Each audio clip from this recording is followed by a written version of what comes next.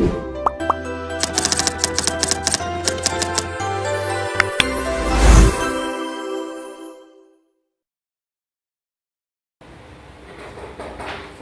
Bu. Iya, silakan masuk Nak. Duduk dulu.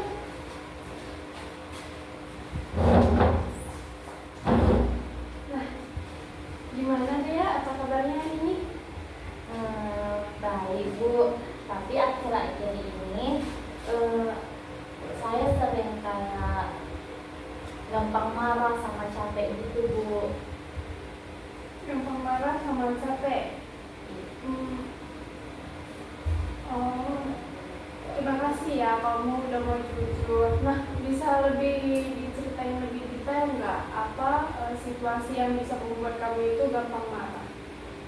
Biasanya kalau teman saya itu kayak kurang menghargai saya gitu Bu, atau kayak bercandanya kelewatan gitu, saya tuh gampang kayak panas gitu loh Bu, kayak langsung kesel, marah gitu. Terus kayak gimana bilangnya Bu, jadi kayak kadang-kadang tuh kelepasan gitu loh Bu, kayak harusnya kayak aku nggak mau ngelakuin itu jadi aku lakuin gitu loh. Oh, jadi kamu merasa marah ya kalau semisal kamu itu atau kamu itu merasa diremehkan? Iya Bu, jadi kayak sebenarnya saya sadar gitu loh Bu kalau itu nggak baik gitu, tapi saya kayak nggak bisa nahan gitu Bu, kayak lost control gitu lah Bu.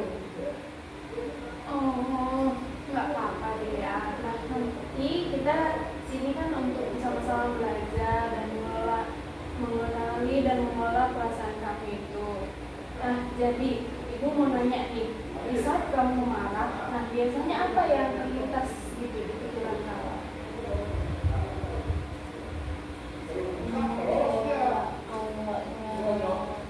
Biasanya yang terlintas di pikiran aku itu kayak langsung kayak orang ini nggak menghargai aku, mereka nggak mau percaya sama aku, atau bahkan kayak aku tuh memang nggak dianggap gitu Bu. Misalkan dalam circle gitu aku langsung kayak merasa disingkirkan kayak gitu Bu.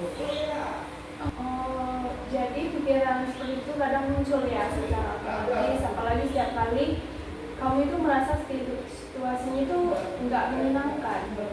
Iya Bu. Nah, jadi kalau kamu sudah berpikir begitu, biasanya perasaan apa yang sering muncul? Awalnya kayak tersinggung gitu kan Bu, lalu kayak sedihnya kayak sedih kali gitu Bu, jadi kayak langsung kayak bercampur aduk gitu loh Bu, rasanya kayak mau marah, sedih, kecewa juga ada gitu. Terus kalau biasanya kamu ngelakuin apa aja setelah itu? Kadang aku marah-marah gitu kan Bu, baik marah-marah ke teman aku, marah-marah sendiri, nangis, kalau nggak diem aja seharian gitu Bu, kayak langsung aja bad mood gitu Bu, nggak mau ngapa-ngapain gitu. Ya ampun, nah oke lah. Jadi, nah berdasarkan pengamatan ibu nih, jadi mungkin ada pola yang terdapat di pemikiran kamu, yaitu mungkin dari pemikiran, perasaan atau tindakan, dimana jadi karena adanya pikiran kamu tentang tidak dihargai itu bisa membuat kamu itu sedih dan akhirnya kamu itu marah. Nah, sekarang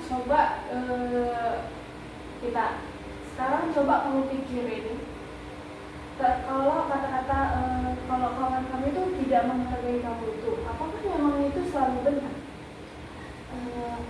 Nggak selalu benar Bu, tapi kayak yang saya bilang tadi Bu, saya tuh suka berpikir singkat gitu loh Bu, jadi langsung kayak emosi gitu. Sebenarnya kalau dipikirkan secara jauh, mungkin teman-teman saya ini cuma kayak bercanda aja gitu loh Bu, supaya kayak ada topik mungkin memang pembawaan mereka yang kayak gitu, tapi mungkin saya yang nggak bisa mengikuti cara mereka gitu Bu. Baik, jadi bagus. bagus kalau misalnya kamu merasa kamu berpikir seperti itu, jadinya perasaan, nah ibu mau nanya nih, nah perasaan kamu itu jadinya tetap berubah atau tetap sama? Mungkin bisa berubah gitu lah Bu, seiring berjalannya waktu, bisa lebih tenang, nggak gampang marah. Tapi kalau di saat ini aku tuh kayak menyesalnya ketika sudah tidak bersama orang itu gitu Bu. Jadi pas ketemu sama orang itu besoknya aku kayak biasa aja, tapi ketika ada yang salah lagi aku meledak lagi gitu. Nggak apa-apa gitu kan. Nah, pikiran seperti yang kamu bilang tadi, nah pikiran kamu itu menjadi lebih rasional, yang mana mungkin itu bisa menenangkan emosi kamu. Nah, sekarang kita coba latihan. Nah, misalnya kalau teman kamu itu bercanda dan kamu mulai merasa kesal nih, apa yang bisa kamu lakuin? Mungkin dari situ mungkin dalam circle pastinya bisa menyadari dulu gitu kan Bu. Mungkin aku bilang aja dulu dari topik-topik pembahasan kayak meredakan emosi aku, terus berpikir kalau mereka cuma bercanda kok, bukan kayak ngejek aku atau tidak menghargai aku gitu Bu. Jadi setelah aku berpikir kayak gitu, mungkin aku bisa kayak lebih tenang lagi untuk lanjut ngobrol gitu lah sama teman-teman. Bagus sekali ya. Jadi kalau kamu itu kalau masih merasa marah itu gimana? Mungkin kalau semisal saya itu masih marah atau kesal atau mungkin sudah nggak bisa dikontrol, saya bisa memilih untuk pulang gitu loh Bu, kayak izin duluan pulang sama teman-teman atau sama lingkungan interaksi saya, lalu kayak menenangkan diri untuk menyendiri gitu lah Bu.